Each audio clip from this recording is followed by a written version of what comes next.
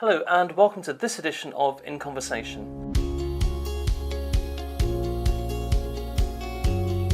I'm Eduardo Reyes, Features Editor of the Law Society Gazette, and today I'll be discussing lasting powers of attorney with Craig Ward. Craig is the Principal Solicitor at Edward Young Solicitors, a writer and a researcher. He has an MSc from King's College London and a BA Hons in Psychology. He's a member of the British Psychological Society, Solicitors for the Elderly, and a visiting research fellow at King's College London. He's also author of Lasting Powers of Attorney, A Practical Guide, 3rd edition, 2016. Craig, welcome. In the new edition of your Practical Guide to Lasting Powers of Attorney, you mentioned Business LPAs. What are they? A business lasting power of attorney allows the donor to appoint an attorney to make decisions concerning their business interests when they're unavailable or they lack sufficient mental capacity. Donors may create multiple LPAs specifying which matters, personal or business, the LPA relates to. Creating multiple LPAs introduces the concept of intention. The donor creating multiple LPAs needs to demonstrate that they understand the nature and consequences of each specific LPA. LPAs can be used for day-to-day business matters prior to incapacity. They can also be used once capacity is lost. What they're also doing is promoting business survival and managing crisis, just in case. They're preparing for possible risks and managing something which hopefully may never happen, the business owner lacking mental capacity. Interesting. And when did you originally start researching Business LPAs? I started researching business LPAs, I think around 7 or 8 years ago, principally in different jurisdictions, as they were little heard of here in England. I found other jurisdictions had also not approached the idea of business LPAs either. Further research ensued, showing how discrimination might be affecting both partnerships and directorships as well. There's also issues surrounding sole traders and the complex interjurisdictional legislation of company directors and proxy assignments. This led to 2 new chapters in my textbook on LPAs and numerous invites to talk on business LPAs at conferences. I've identified around 30 cases showing the different uses of business LPAs in powers of attorney, EPAs and lasting powers of attorney in the business world. Why are they so important for business? Solicitors should be advising their clients of the necessity to make a business LPA and considering the following points. If someone lacks mental capacity and they have a personal bank account, the bank might freeze the bank account.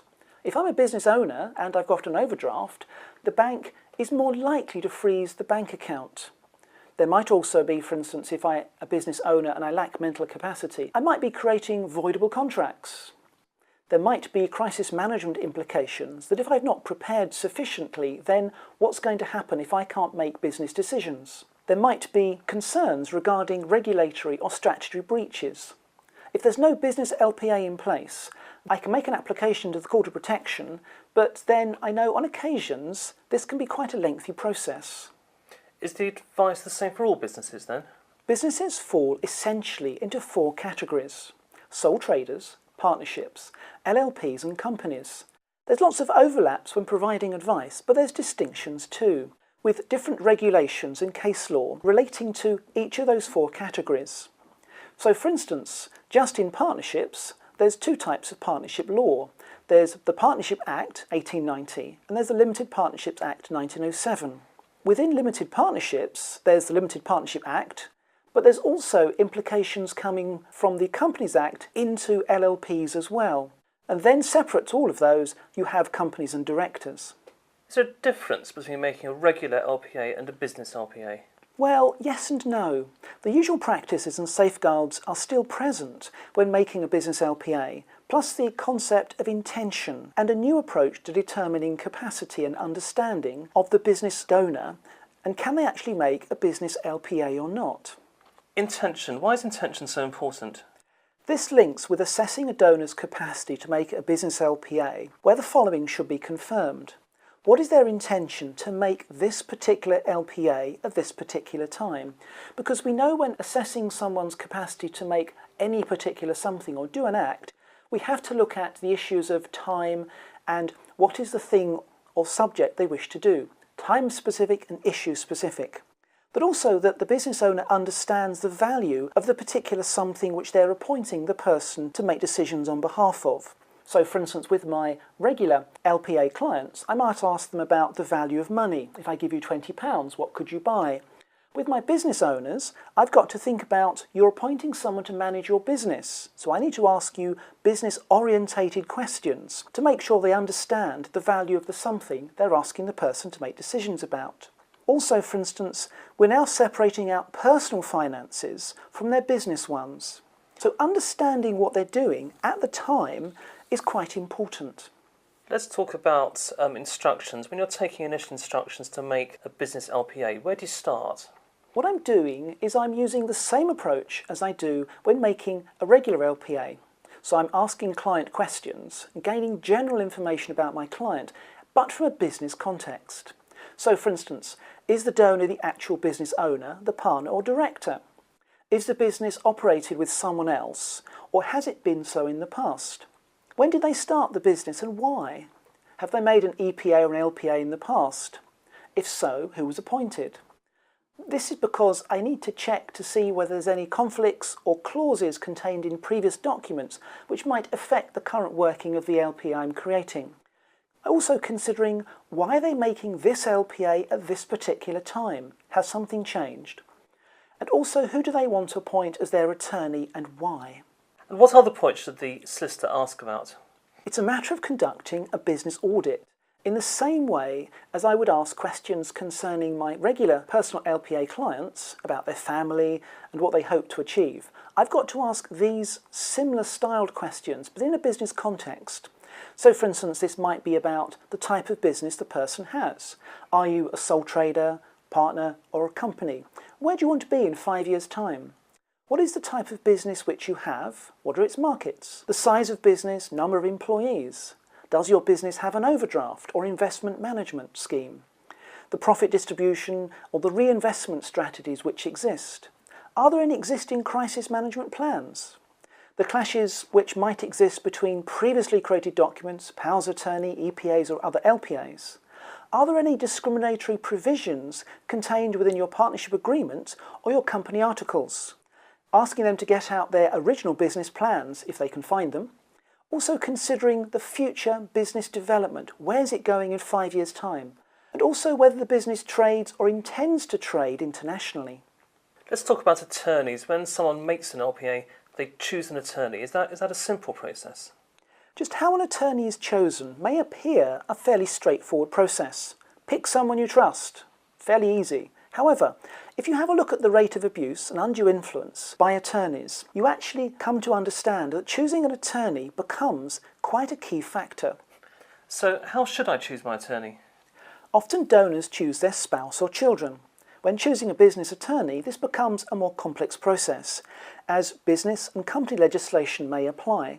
When you ask your donor to make an LPA, you should be considering the Mental Capacity Act Code of Practice 7.8. Now this says that the donor should think carefully before choosing someone to be their attorney.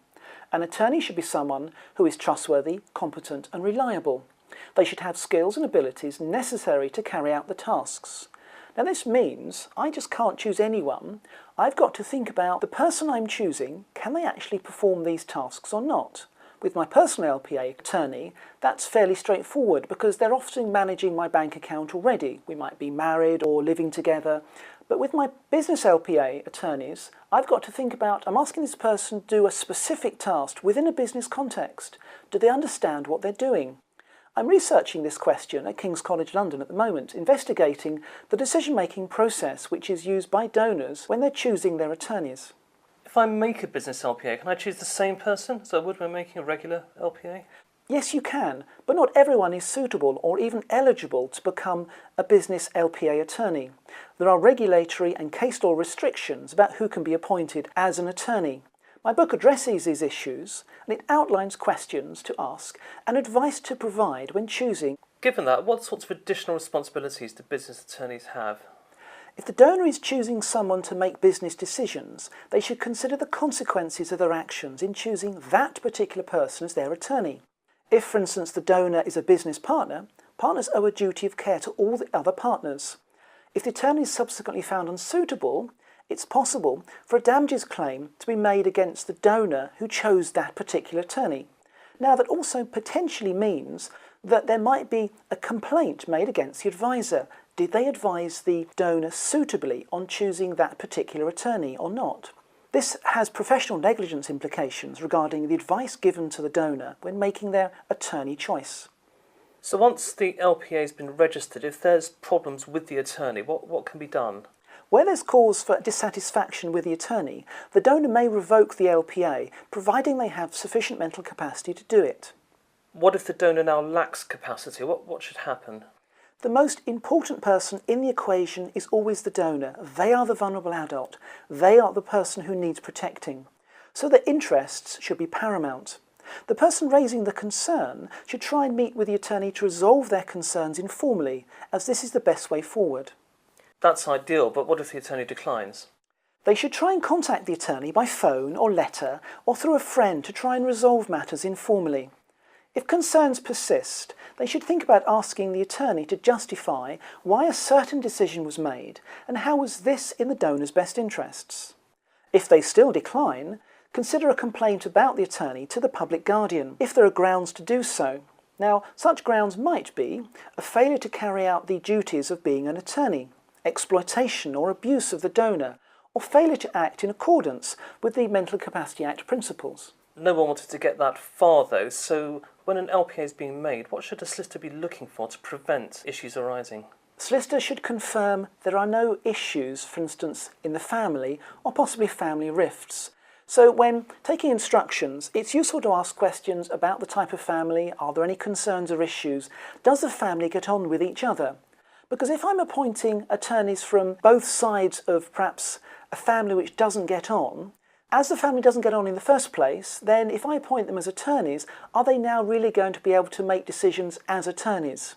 If the family members can't agree now, they may not agree in the future as attorneys, so the LPA may become unworkable. Now, you've written about making health and welfare deputy applications. What are these? A health and welfare deputy can be appointed on behalf of P, that's the person lacking capacity, to make health and welfare decisions for them.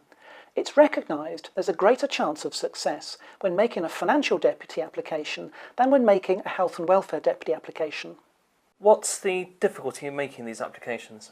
I had a look at some statistics, and between 2008 and 2015, I found that making financial deputy applications, the court received just over 108,000 applications, and they granted just over 106,000 applications. Now that's a difference of around 1,500. Now during the same time period, that's 2008 to 2015, the court received just over 2,700 health and welfare deputy applications, and they granted 1,300 or so applications. Now that's a difference of around 1,300 applications. When you have a look at the difference, almost half of the health and welfare deputy applications were declined. Startling difference between the two sets of figures. What do you think might be happening? These figures raise several questions. Why are the health and welfare deputy applications being brought in the first place? How are they conducted? What is the degree of evidence presented to the court? Are some applications being made with little chance of success? How did you go about tackling these questions? To assist both solicitors and the court, and in an attempt to reduce down the court's time with dealing with health and welfare applications which are inappropriate, in 2015 and 2016 I conducted a review of global jurisdictions which offer similar applications. Using this data, I constructed a model of making health and welfare deputy applications, which I then tested out in England in 2016.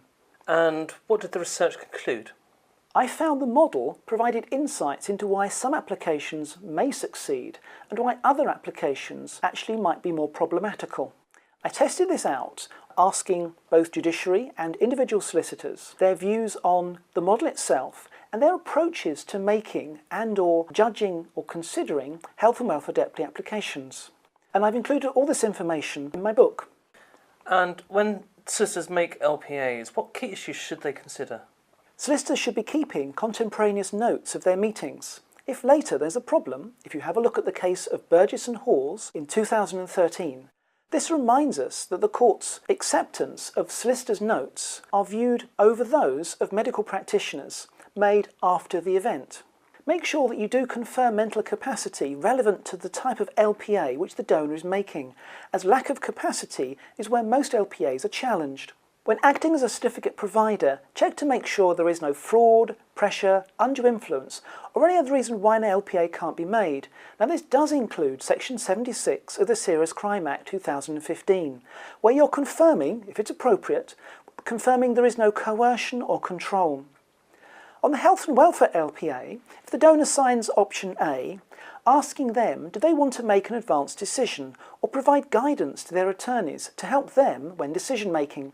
Confirming also that the donor understands the nature and effect of the clause or guidance which they're adding into the LPA. Poor or inappropriate drafting leads to an unworkable LPA and potential censure of the drafter. Let's talk quickly about the latest edition. It's the third edition of Lasting Powers of Attorney, a practical guidebook. What does it cover? This new edition provides an update on advising, drafting and registering LPAs. It covers the following topics. Business LPAs, that's advising our clients, drafting and choosing appropriate business attorneys, including relevant commercial legislation for LPAs. Health and welfare deputy applications, how to make them and advise clients on suitable court evidence. Attorney choice, advising on suitability to potentially reduce the risks of objection and abuse. Making online LPA applications and the issues to draw to clients' attention. Advanced decisions and LPA interactions. Compliant issues on legal services for vulnerable adults. Craig, thank you very much for some great insights. We've been in conversation with Craig Ward. Thank you to our listeners. We look forward to you joining us next time.